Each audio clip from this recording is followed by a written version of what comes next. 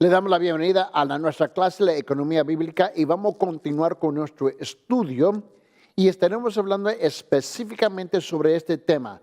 Ellos tuvieron abundante gozo en su aflicción. Ellos tuvieron abundante gozo en su aflicción. ¿Quiénes son ellos? Estamos hablando de los hermanos cristianos en Macedonia, en cuanto el apóstol Pablo está dando testimonio de ellos a los hermanos en Corintios. Vamos a abrir nuestras Biblias en 2 Corintios capítulo 8, en versículo 1 y 2, donde estaremos nosotros leyendo, y vamos a leer hasta el versículo 5. Ahora, hermanos, os damos a conocer la gracia de Dios que ha sido dada en las iglesias de Macedonia, pues en medio de una gran prueba de aflicción, abundó su gozo. En medio de una gran prueba de aflicción, abundó su gozo. Es de ahí donde sacamos el punto. Ellos tuvieron abundante gozo en su aflicción, y su profunda pobreza sobreabundó en la riqueza de su liberalidad, en su generosidad, porque yo testifico que según sus posibilidades, y aún más allá de sus posibilidades, dieron de su propia voluntad, suplicándonos en versículo 4, con muchos ruegos el privilegio de participar en el sostenimiento de los santos. Y esto no como lo habíamos esperado, sino que primeramente se dieron a sí mismos al Señor y luego nosotros por la voluntad de Dios. Note que comenzamos aquí en versículo 1, que dice a sí mismos hermanos, o ahora hermanos. En la versión de la Reina Valera dice, así mismo hermanos os hacemos saber. En la Biblia de las Américas dice, ahora hermanos deseamos hacerlos saber. Note bien, mis hermanos, que la frase aquí, ahora hermanos o además hermanos os hacemos saber, quiere decir o significa que te damos a conocer, te informamos, mis hermanos, y esta frase, te hacemos saber, es usado en la traducción original de William Tyndale, ¿ves? Que significa te causamos saber. Pablo está haciendo algo aquí. Pablo está compartiendo con los creyentes de Corintio el testimonio y el ejemplo de los cristianos en Macedonia, que tuvieron un tremendo intenso, un deseo profundo de ser de una bendición para los demás, a pesar que ellos mismos estaban sufriendo una tremenda persecución. Él está usando su ejemplo para hacer, un desafío, para hacer un desafío y un ejemplo para los corintios que tengan el mismo deseo. ¿Pero por qué? No se olvide que los creyentes en Macedonia, en la parte norte del país que se nombra hoy día Grecia, mis hermanos, habían sufrido una tremenda persecución donde más de 40,000 creyentes dieron su vida por la causa de Cristo ahí, a través de una tremenda persecución del Imperio Romano contra ellos. Y a pesar que estaban, mis hermanos, afligidos, perseguidos, casi aniquilados, casi destruidos completamente, ellos, los que habían sufrido tal persecución, tenían un tremendo deseo de ser bendición para otros hermanos, a los hermanos en Jerusalén, a los santos en Jerusalén, a los creyentes en Jerusalén que estaban sufriendo una tremenda persecución también. Ellos podían compadecer, podían entender, comprender lo que ellos estaban sufriendo porque ya lo habían pasado ellos mismos. Y Pablo usa el testimonio de los macedonios, dirigida a la iglesia más rica del imperio en ese entonces, que eran los corintios, incomodar. Y el apóstol Pablo está a punto de cubrir la cuestión de recaudar ¿qué? Fondos para los cristianos en la ciudad de Jerusalén. Los corintios, mis hermanos, no estaban en la oscuridad sobre esta cuestión. No, hombre, no estaban. De manera que el apóstol les recuerda sus instrucciones anteriores y le da más detalles. Mire, mis hermanos, es imposible que alguien te pueda recordar de hacer algo si nunca te ha informado originalmente. Sería una tontería. Los corintios estaban, mis hermanos, muy informados de lo que estaba pasando con los hermanos, con los creyentes, con los santos en Jerusalén. Pero por causa de una falsa acusación contra el apóstol Pablo, los hermanos que tenían todos los recursos necesarios para cubrir la necesidad de los hermanos que estaban en Jerusalén sufriendo, perdón, dejaron de dar por causa de una falsa acusación. Y ahora viene Pablo pero le está recordando a ellos a través del tremendo testimonio de los creyentes macedonios en la parte norte. Y este asunto no estaba solamente dirigido a los corintios, obviamente, sino también a las otras iglesias en Asia Menor, que es el lugar que nosotros conocemos hoy día como el país moderno de Turquía, a Macedonia y a Galacia, mis hermanos, y a Roma. Miren lo que dice la palabra de Dios en 1 de Corintios capítulo 16. Y en 1 Corintios capítulo 16, versículo 1, para miren lo que dice aquí. Dice, ahora bien, en cuanto a la ofrenda para los santos, ¿de qué santos está hablando? Bueno, el contexto nos hace saber que los santos son los que están sufriendo en Jerusalén. Miren lo que él dice, ahora bien, en cuanto a la ofrenda para los santos de Jerusalén, está hablando, haced vosotros también como instruí a la iglesia de Galacia. Obviamente las iglesias de Galacia, ellos estaban en medio de recaudar un fondo también para ayudar a los hermanos que estaban sufriendo en Jerusalén. Pero en este caso está dirigido directamente a los corintios. Mira lo que dice en Romanos capítulo 15.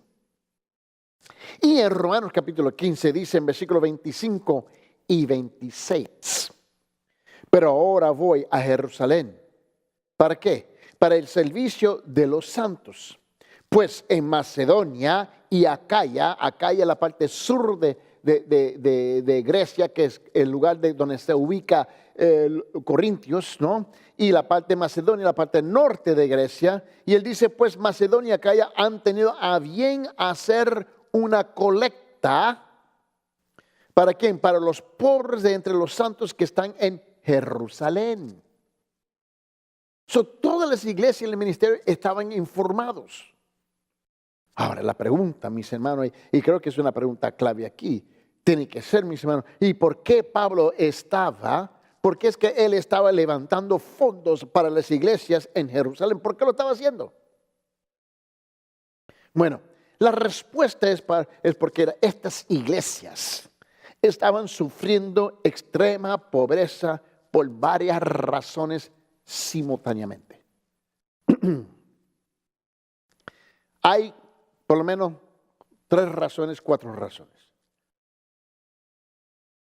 Número 1, eran peregrinos.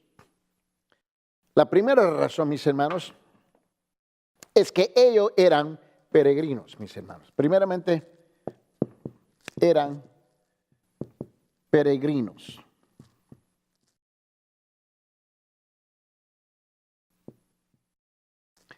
En Jerusalén. Está hablando de los santos en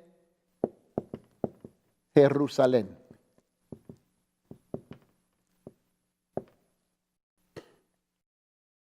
Eran peregrinos. No radicaban de Jerusalén. No habían nacido en Jerusalén. No habían vivido en Jerusalén. No habían sido criados en Jerusalén. Pero sus antepasados, sus padres, sus familiares, sus amigos, sus conocidos eran de Jerusalén. Y ellos habían llegado de otros países para la Pascua, para el día de Pentecostés, para celebrar. Y ahí vienen y nacen de nuevo.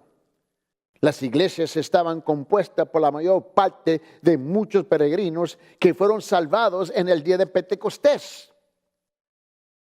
3,000 fueron salvados en ese día. Y estamos hablando por lo menos 3,000 hombres. Si te puedes imaginar eso. Cuando nosotros estamos estudiando la numerología de la Biblia, sabe que siempre se está contando con el número de los hombres. Imagínense que tenemos aquí por lo menos tenemos 3,000 hombres que son salvos. Era raro el hombre que iba a viajar de larga distancia y que no estaba casado. Según los escritos, ¿ves?, de los judíos, los registros de los judíos, los escritos de los judíos, los libros históricos de ellos, dicen que habían también 3,000 esposas y posiblemente mínimo 3,000 hijos. Por lo menos estamos hablando de 10,000 personas, 9,000 personas, por lo menos. De repente llegan 9,000 personas a los pies de Cristo. Muchos de estos judíos vivían en tierra de los gentiles y escogieron permanecer en Jerusalén. Así ellos podían continuar debajo o bajo las enseñanzas de los apóstoles y tener compañerismo con otros creyentes. Y ahora tenían que tratar con ellos. Y no solamente eso, pero la mayoría de estos peregrinos, mis hermanos, no podían permitirse el lujo de permanecer extensamente en las posadas públicas, mis hermanos, ni tampoco ellos querían permanecer por mucho tiempo en las posadas. ¿Por qué? Porque eran señaladas como lugares de corrupción y de vicio. En otra palabra, había las rameras y las borracheras ahí. Y la gente que fue salvada en el día de Pentecostés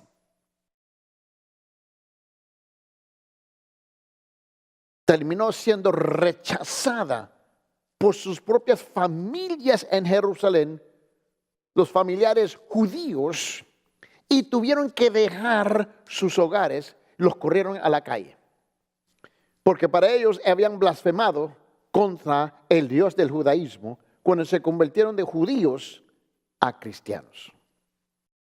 Su única opción fue moverse con judíos cristianos, y muchas de estas personas fueron afectadas por la pobreza también porque fueron rechazados completamente de sus comunidades judías. Esa fue la primera razón. La segunda razón, mis hermanos, es la persecución. La persecución. Note bien conmigo. Quiero que lo vea conmigo, por favor. En Jerusalén, estamos hablando de la persecución dentro de Jerusalén en su época. Los nuevos creyentes que eran judíos perdieron sus trabajos y fueron excluidos de sus familias y de sus amigos, aquellos que habían radicado de ahí mismo, de Jerusalén. Tal como Jesús los había predicho, se convierten en los marginados de la sociedad judía, siendo judíos. Ahora su Biblia en el libro de Juan, y en Juan capítulo 16, note lo que dice la palabra de Dios, en Juan capítulo 16 en versículo 2. En Juan capítulo 16 versículo 2 dice la siguiente, dice, os expulsarán de la sinagoga. Pero viene la hora cuando cualquiera que os mate pensará que así rinde un servicio a Dios. Los judíos nativos que continuaron en el judaísmo estaban convencidos que estaban prestando servicio a Jehová Dios, a excluir a los judíos cristianos, porque para ellos habían blasfemado. Y más bien de castigarlos, echarlos afuera en la tierra, en la calle, como si fueran perros y marranos puercos. No es la actitud hoy día de muchos los de Islam, los musulmanes, que han convencido que están prestando servicio al Señor en matar a los gentiles, los que no son musulmanes. Los judíos estaban haciendo la misma cosa contra judíos, que para ellos lo habían considerado gente que habían blasfemado contra Jehová Dios. Y algunos cristianos fueron condenados condenados a muerte por su fe en Cristo también. Y Pablo tuvo parte en esto antes que él fuera salvo, cuando él era conocido como Saulo, ¿te recuerdan? Abre sus Biblias en Hechos capítulo 8, y en Hechos capítulo 8 en versículo 1. Mire lo que dice de Saulo, el Pablo que nosotros conocemos, que él estaba persiguiendo a esta gente también. Dice en Hechos capítulo 8, versículo 1, mira lo que dice. Dice, y Saulo estaba de completo acuerdo con aquellos en su ¿qué? En su muerte. En aquel día se desató una gran persecución en contra de la iglesia en Jerusalén.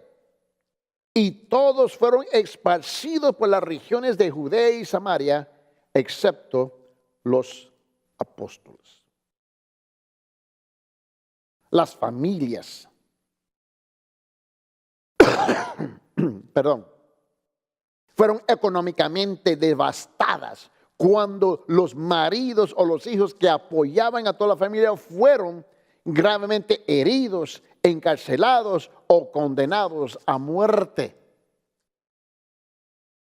Creo que Pablo estaba tratando ¿cómo digo yo? De hacer todo lo posible para cuidar a esa gente, donde él tuvo una parte en la devastación económica de su familia, que ahora él reconoce como cristianos en la familia de Dios.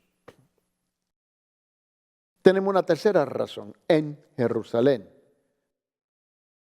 Y la tercera razón era la economía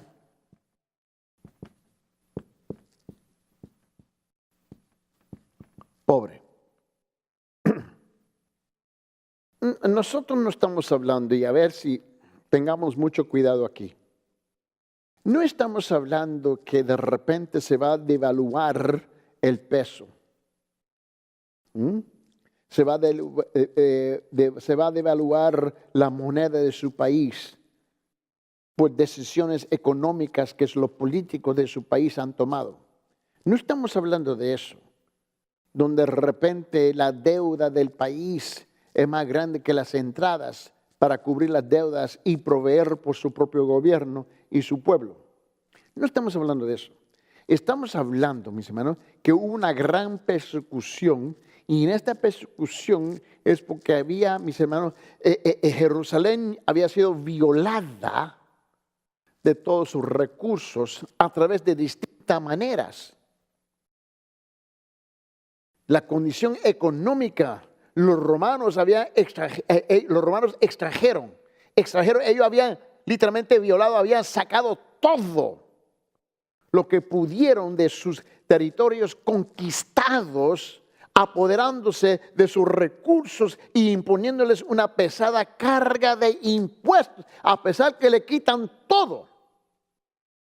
Y luego ahora le echan impuestos encima de ellos. Y el resultado fue una pobreza, mis hermanos, desenfrenada completamente en Israel. Tú te recuerdas cuando el pueblo de los judíos estaban en Egipto. Y te recuerdas que cuando vino Moisés a hablar con el faraón, y el faraón se enojó con los judíos, se desquitó, en vez de desquitarse con Moisés, se desquitó con los pobres, con los judíos que eran esclavos.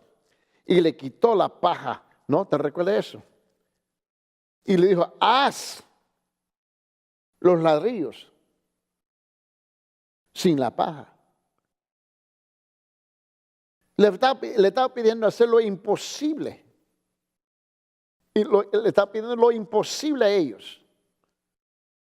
Esto está controlado por el gobierno. Es una persecución económica donde están siendo violados. Le quitan todo, y luego después que le quitan todo, le echan impuestos encima. De eso es lo que estamos hablando. Y eso es lo que estaba sucediendo en Jerusalén. Agregando a los problemas económicos de la región una hambrumada, mis hermanos, una hambruna por todas partes encima de todo eso. Y la iglesia de Jerusalén dio un noble esfuerzo para atender, mis hermanos, las demandas de sus pobres miembros. Ellos estaban tratando de hacer lo mejor posible. Y estos creyentes, mis hermanos, vendieron todas sus propiedades y posesiones para ayudarse unos a otros. Y esto funcionó por algún tiempo, pero luego se terminó todo. Abre su Biblia en Hechos, por favor. Y en Hechos capítulo 2, quiero que vea conmigo en versículo 44 y 45. Nosotros no estamos hablando de un socialismo cristiano o un comunismo cristiano, porque eso no existe. Por la razón por que ellos se encontraban tal como se encontraban, mis hermanos, es porque la tremenda persecución que vino. En Hechos capítulo 2 dice esto en versículos 44 y 45. Dice, y todos los que habían creído estaban juntos y tenían todas las cosas en común, porque se estaban ayudando unos a los otros, tratando de sobrevivir lo que estaba pasando. Vendían todas sus propiedades y sus bienes y los compartían con todos, según la necesidad de cada uno. Y más adelante en Hechos capítulo 4, note bien la misma cosa. En Hechos capítulo 4, en versículo 32 dice esto. Y la congregación de los que creyeron era de un solo corazón, un alma, y ninguno decía ser suyo lo que poseía, sino que todas las cosas eran propiedad común. Todos estaban sufriendo. Es como, mis hermanos, nosotros lo conocemos muy bien. De aquellos que nosotros que fuimos criados pobres, mis hermanos, y ni sabíamos que éramos pobres. Pero la verdad es que donde nos enseñaron a echarle más agua a los frijoles para compartir con más. Porque esa era la realidad. Como la iglesia continuaba creciendo, ese fue el problema, porque se estaban añadiendo más y más gente estaban llegando a los pies de Cristo. La iglesia estaba creciendo exponentemente, mis hermanos. Llegó a ser abrumada por las necesidades y no era capaz de mantenerse ella misma. Y Pablo reconoció esto. Pablo reconoció la necesidad de los creyentes de Jerusalén y determinó de comenzar una ofrenda, levantar una ofrenda, mis hermanos, por esta iglesia, de las iglesias de Asia Menor y Europa. Por esa razón se fue a Roma, fue a hablarle, le habló a las iglesias en Asia Menor, le habló a las iglesias, mis hermanos, en Europa, en España, por todas esas iglesias. Él hizo un llamado, envíen una ofrenda a ayudar a estos hermanos.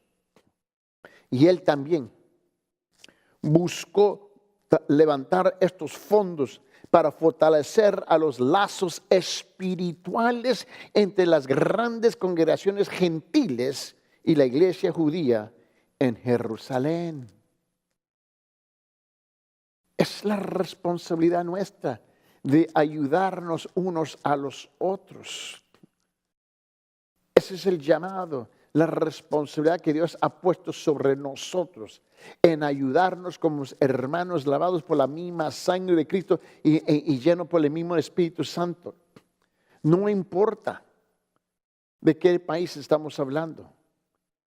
Por esa razón en la iglesia donde estoy pastoreando, mis hermanos, hemos ayudado a iglesias por todo el mundo. ¿Por qué? Porque somos de un solo cuerpo, una sola familia. Y el apóstol sabía. El apóstol sabía que la ofrenda de amor serviría, mis hermanos, para calmar los resentimientos, la hostilidad y la desconfianza con que los judíos y los gentiles generalmente se trataban entre ellos. Ellos tienen el mismo problema que nosotros tenemos hoy día. La bola de racistas que somos nosotros, de discriminarnos entre unos y los otros. Y Pablo reconocía eso. Pero esa ofrenda iba a ayudar a derrumbar esas barreras y esas paredes de divisiones. El apoyo financiero demostraría que la unidad y la integridad de los cristianos, la relación que tenemos como hermanos y hermanas en Cristo, y que el Señor derrumbó la pared entre los judíos y los gentiles. Ahora, Pablo necesitó que que los corintios en particular sepan cómo los cristianos, mis hermanos de Macedonia, fueron de la tremenda bendición y cómo la gracia de Dios había transformado sus vidas. Él quería transmitir, quería comunicar, quería inculcar en los corazones y la mente de los creyentes en Corintios, de lo que los hermanos que habían sufrido más que todo el mundo en Macedonia, y ponerlos como ejemplo. Él usó su ejemplo para desafiar y ser un modelo para la iglesia de los Corintios. Él estaba tratando de mostrar a esta iglesia en Corinto lo que Dios podía hacer a través de ellos y cómo ellos podían ser de una bendición para el Señor y otros. Permítame preguntarle. La pregunta es sencilla. ¿No eres desafiado por la fe y la dedicación de otros? ¿O no te toca el corazón? ¿No toca tus pensamientos? Piénsalo bien. Estas iglesias en Macedonia estaban ubicadas en Filipo, estaban ubicadas en Tesalónica, estaban ubicadas en Berea. Y estas iglesias, ellos sufrieron persecución y aflicción, pero permanecieron fieles a Cristo y no perdieron su alegría del Señor. Por eso le pongo el título: ellos tuvieron abundante gozo en su aflicción. Tuvieron un deseo ardiente por aprender la palabra de Dios, especialmente en Berea, donde ellos examinaban diariamente las Escrituras y recibieron la palabra de Dios con una disposición de mente. Qué bendición fueron entre sí. ¿Cómo es que podemos bendecir a los demás? En Filipenses capítulo 1 dice esto en versículos 29 y 30, y dice: porque a vosotros se os ha concedido por amor de Cristo no solo creer en Él, sino también sufrir por Él, sufriendo el mismo conflicto que vistes en mí y que ahora oís que estás en mí.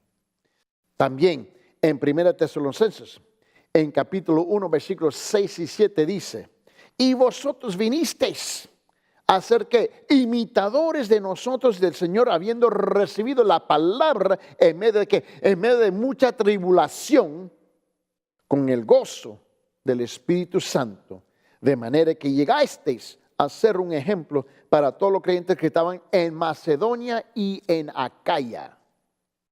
Y en 2 Tesalonicenses capítulo 1, versículo 4, donde él dice lo siguiente, mire bien, dice: de manera que nosotros mismos hablamos con orgullo de vosotros entre las iglesias de Dios, por vuestra perseverancia y fe, y en medio de todas las persecuciones y aflicciones que soportáis. Eso note bien. Ellos habían sufrido porque eran peregrinos, habían sido perseguidos, y la zona completa era una zona, mis hermanos, en estado de pobreza económica, no porque no había suficiente, es que le habían violado y le habían quitado absolutamente todos los medios posibles. Estaban un paso afuera de ser esclavos. Un paso afuera de ser esclavos. ¿Y quién entre nosotros nos encontramos hoy día en las mismas condiciones? Ninguno. Mal representamos la situación nuestra. Y lo hacemos porque somos egoístas, somos mentirosos, mis hermanos. Esa es la razón por que mal representamos la situación nuestra. Y mal representamos al Señor, lo que Él está haciendo en nuestras vidas. Simplemente porque no hay suficiente amor entre nosotros para, mis hermanos, para despojarnos lo que Dios tiene para los demás, para bendecirlos y ayudarlos. Y nosotros somos las manos, las bolsas y los pies y el corazón del Señor.